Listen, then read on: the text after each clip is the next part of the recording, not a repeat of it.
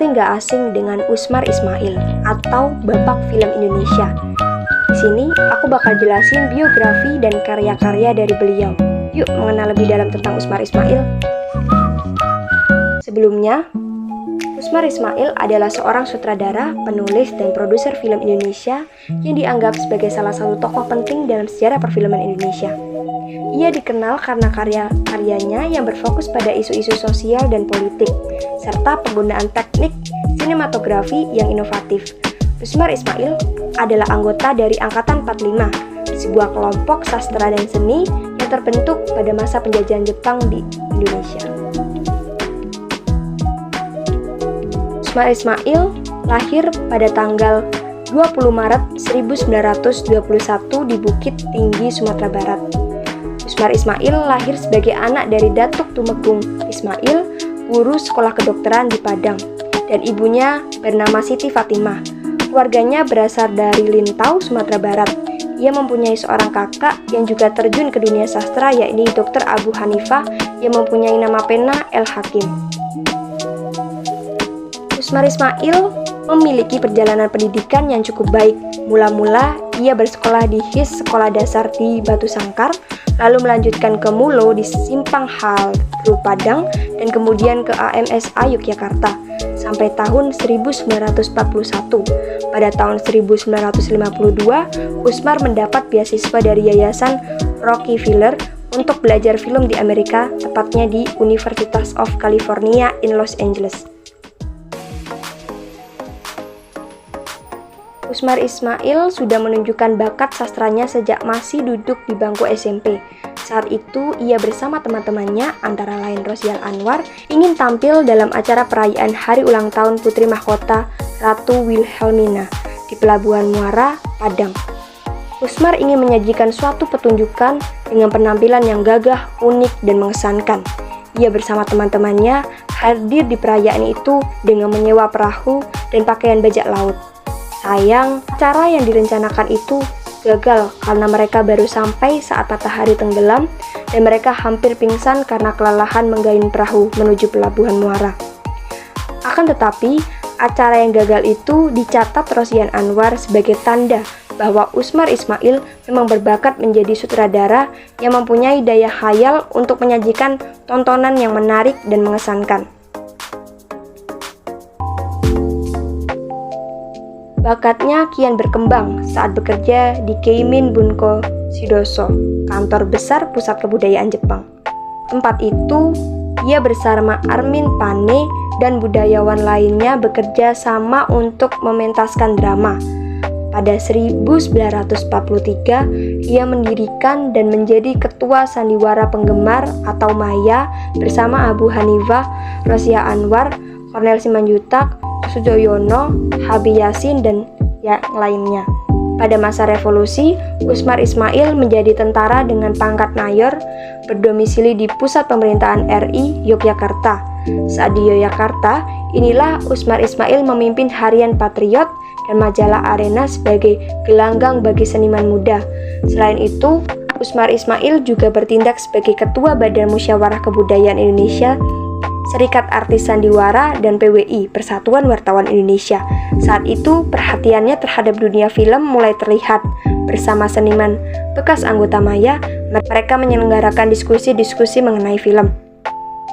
Usmar Ismail pernah ditangkap Belanda pada tahun 1948 ketika ia sedang melaksanakan tugasnya sebagai jurnalis, yakni meliput perundingan Belanda dan RI di Jakarta.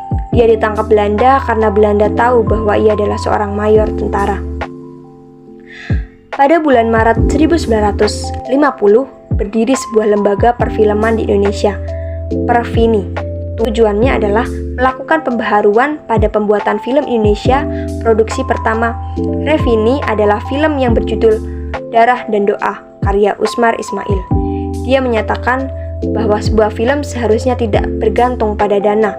Bagi Usmar Ismail, sebuah film tidak harus selalu bersifat komersil, tetapi sebuah film merupakan hasil karya seni yang bebas dan harus bisa mencerminkan kepribadian nasional. Pokok pikiran inilah yang menjadi pertimbangan utama ditetapkannya tanggal 30 Maret, hari pertama pembuatan film Darah dan Doa sebagai Hari Film Nasional oleh Dewan Film Nasional sejak tahun 1962.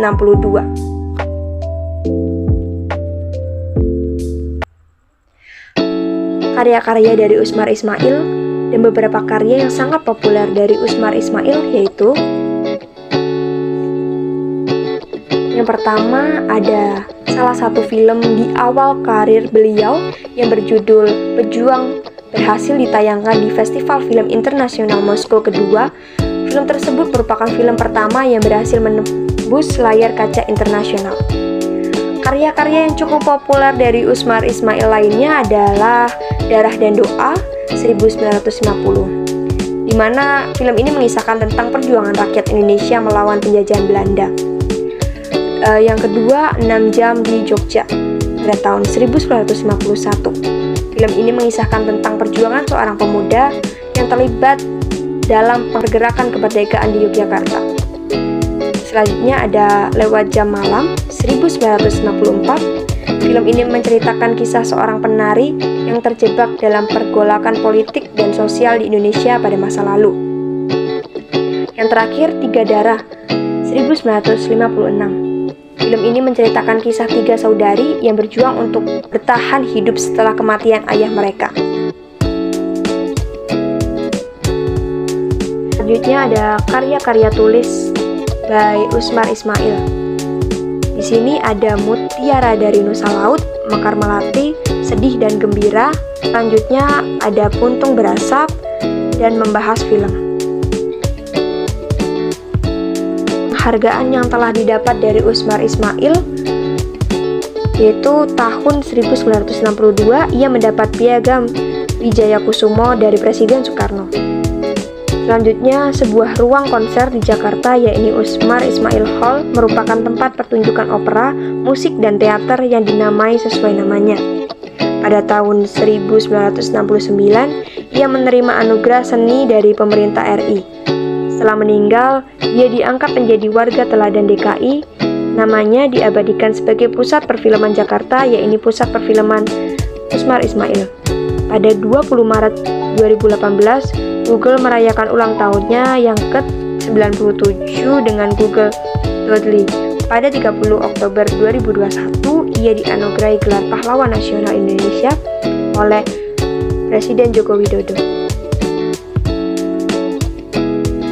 Usmar Ismail meninggal pada tanggal 2 Januari 1971 karena sakit stroke.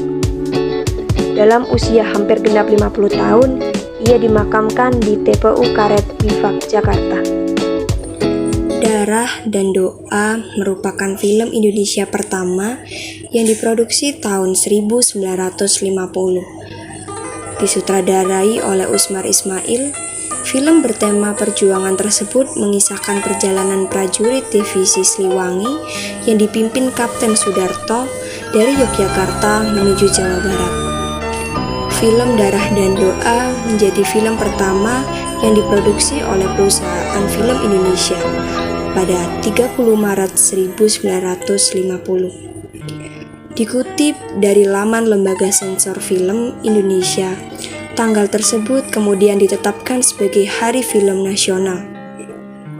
Film bergenre drama perang tersebut memiliki durasi tayang sepanjang 128 menit, sementara biaya produksi yang dikeluarkan untuk membuat film Darah dan Doa sebesar 150.000 kurs rupiah saat itu. Divisi tersebut dipimpin oleh Kapten Sudarto, yang digambarkan sebagai manusia yang peragu. Alih-alih digambarkan sebagai pahlawan yang memimpin divisinya, Kapten Sudarto dikisahkan sebagai pemimpin yang peragu dan mudah jatuh cinta kepada perempuan. Meski sudah berkeluarga, Kapten Sudarto jatuh cinta lagi kepada 2 gadis. Yang pertama adalah Connie yang merupakan gadis Indonesia keturunan Jerman, dan Widya yang bekerja sebagai perawat. Gadis Jerman, ayahnya baru saja meninggal. Karena dipimpin oleh Kapten Sudarto, Divisi Siliwangi tersebut kerap kewalahan saat menghadapi serangan mendadak dari musuh. Pasalnya, tidak hanya menghadapi tentara Nica yang ingin mengambil alih Indonesia lagi, tetapi mereka juga harus menghadapi pemberontakan di daerah. Salah satu pemberontakan yang harus dihadapi oleh Indonesia sebagai negara yang baru merdeka saat itu adalah pemberontakan PKI Madiun 1948. Pada mulanya, Kapten Sudarto menentang penumpasan PKI karena dianggap menyerang bangsa sendiri. Setelah berhasil melakukan perjalanan panjang dan Indonesia meraih kemerdekaan sepenuhnya, keadaan menjadi damai. Namun, Kapten Sudarto mendapat laporan dari bawahannya tentang adanya situasi yang kurang menguntungkan Republik Indonesia. Kapten Sudarto pun diminta menyelidiki laporan tersebut, tetapi menolaknya dan memilih keluar dari militer.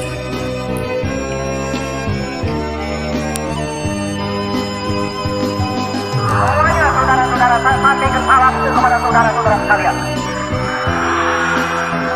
Alhamdulillah, sekarang di halaman ini telah berkibar bendera. Bendera merah putih yang kita cintai. Dan saudara-saudara sekalian, apa sebab sekarang sang Warna bisa berkibar di sini? Tak lain tak bukan jalan oleh karena rakyat Indonesia yang berjuang melindungi berjuang mati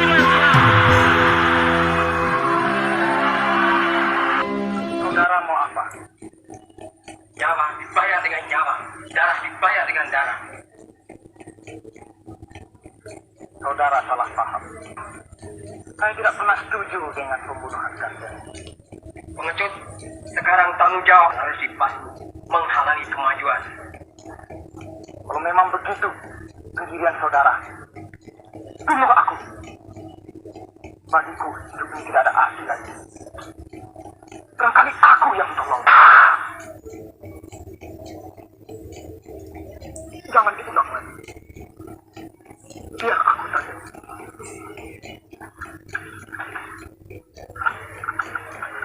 Film Darah dan Doa ditutup dengan matinya Kapten Sudarto yang ditembak oleh anggota Partai Komunis.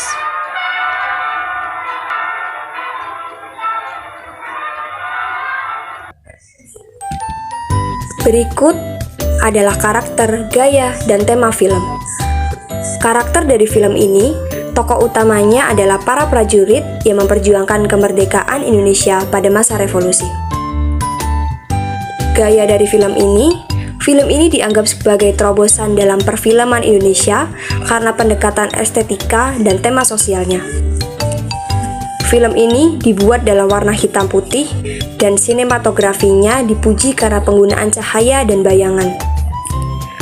Film ini juga menggunakan struktur naratif non-linier dengan kilas balik dan kilas maju. Tema dari film tersebut merupakan film propaganda yang mengagung-agungkan para prajurit yang memperjuangkan kemerdekaan Indonesia pada masa revolusi. Film ini menggambarkan para prajurit sebagai pahlawan yang rela mengorbankan nyawa demi negaranya. Film ini juga menyoroti pentingnya persatuan dan solidaritas dalam perjuangan kemerdekaan. Tema film ini juga tentang pengorbanan para prajurit yang memperjuangkan kemerdekaan Indonesia pada masa revolusi.